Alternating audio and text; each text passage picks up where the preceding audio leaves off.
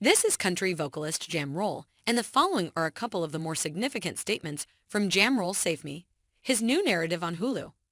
He begins by stating, "I've been in jail 40 times in my life," before he admitted that he never made it out of ninth grade. Several minutes later, it was, quote, "I'd be dead if I weren't a musician." Jelly Roll confesses about 23 minutes in that "I smoked meth out of a light bulb when I was 15 years old." That one will make you jump. All of you, this is an hour-and-a-half lengthy film, and I just covered the main third of it. I'm not even halfway through the best part.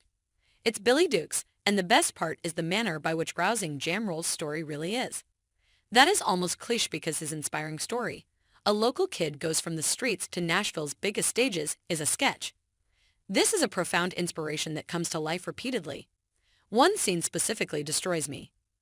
An old saying goes, "We overcome by the power of our testimony." You have a very solid testimony, and one day you will use it to do a lot of good in the world. I dropped a connection in the portrayal segment for more on why that is significant. However, I strongly recommend that you simply watch, give Jelly Roll a thumbs up to show your support, and consider subscribing because, as fans are discovering, this is the Country Music News YouTube channel that treats them fairly.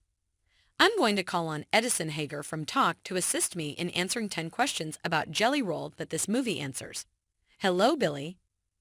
Those questions are undeniably found in the depiction part of this video, so you can absolutely bounce around assuming you like. However, they center around his experience growing up, what got him shipped off prison, his significant other and little girl, and what everybody misunderstood about that story, and who Carefree Roll is today. That to me is the main takeaway. I said you'd be inspired by this document, but you might also be afraid for Jelly Roll. Totally. However, let's begin with a softball. What gave Jelly Roll that moniker?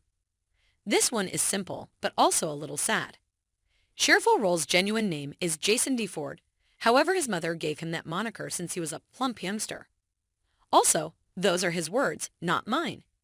He will openly talk about his battle with a severe depression throughout the movie, about days when he can't get out of bed. All of it is caused by his obesity, which is why his nickname has no handles. Golly, amazing, that is miserable.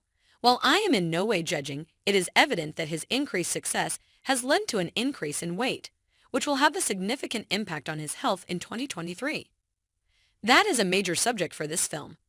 Is Jelly Roll related to anyone else? He has. Roger and Scott, two older brothers we meet, appear to have escaped Jelly Roll's difficult life and play a significant role in the film. The two of them seem like the fellows you'd need to get bruised with. Happy Roll's dad passed on quite a while back, and we never see his mom in the film beyond old family film and photographs.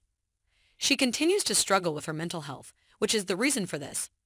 Jelly Roll's life started to turn upside down as a result of all of this.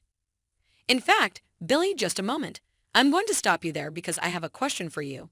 What went wrong with him when he was a child?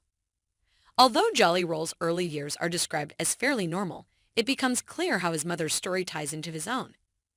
Before Jason was a teenager, Jelly Roll's mother began to deteriorate and would spend days at a time in a single room of the house. Addiction developed when medications for anxiety and pain were prescribed by doctors. His parents eventually got divorced, and they lost their house. According to Jelly Roll, this is what set off the spiral. What his brothers had to say about it is as follows.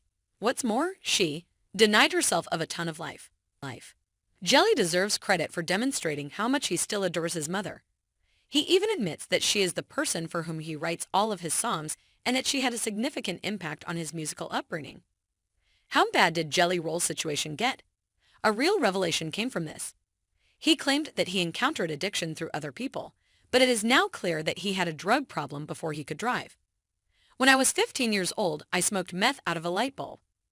By 16, he was utilizing cocaine, corrosive, mushrooms, and that's only the tip of the iceberg.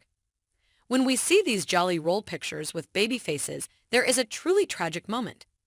Well, he appears as though anybody you or your children could go to class with. Additionally, he refers to the fact that, quote, everyone smoked crack.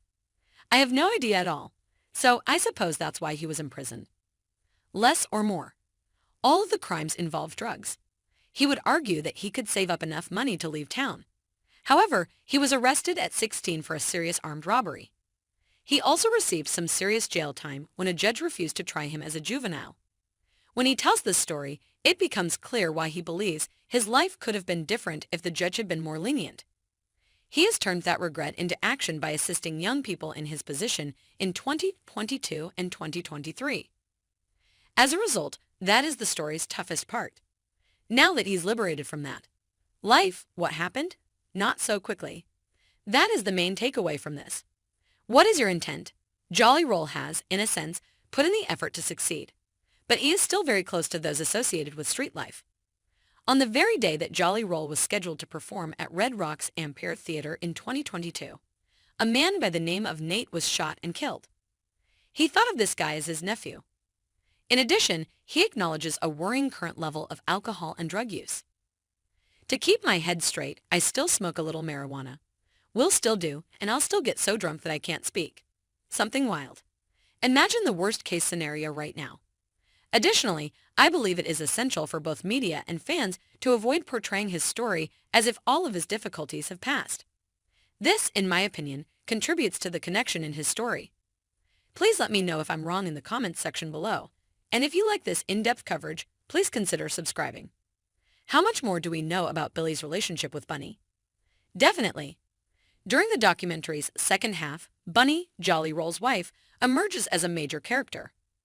We learned that they lived a pretty wild life together early in their marriage, with her providing him with drugs as he needed, as the final third really zoomed in on their love story.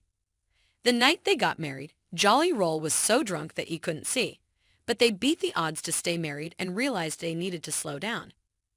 If it occurs on a regular basis, it is not a party. It's a problem. I don't know if we were aware that they partied, but that's all new to me.